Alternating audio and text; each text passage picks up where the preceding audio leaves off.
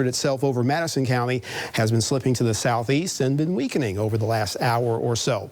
Typical ingredients of a July afternoon. Lots of warmth, lots of moisture, more of a west wind, so that's why showers have been moving mostly to the east, but a generally weak atmosphere. High pressure in the Gulf, not really capping the atmosphere and preventing those pop-up areas of rain that we see in many summer afternoons. But what is out there will diminish. Forecast and Focus has most activity diminishing by about 10, 11 o'clock.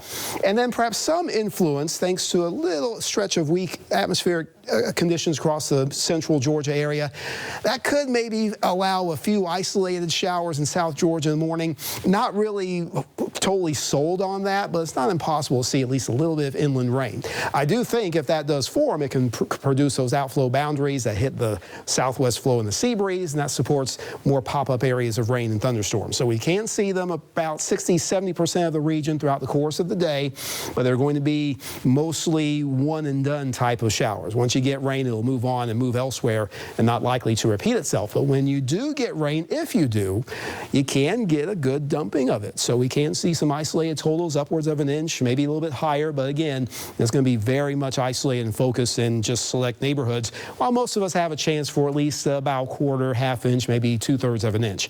But this pattern continues with deep available moisture and that little weakness, little impulses that come across the atmosphere through Thursday and Friday. So each and every day will feature an opportunity for a few showers and maybe a slight decrease in the rain coverage over the weekend, but this time of year it's very hard to get zero rain chance, and that's certainly not expected anytime in the near future. Forecast lows in the mid-70s turn into lower to mid-90s tomorrow. Feels like values could be around 100. That's the heat index, especially after you get rain and the sun just blazes out. If that happens to be the case, it's going to feel very steamy, and those forecast highs, they get into the mid-90s.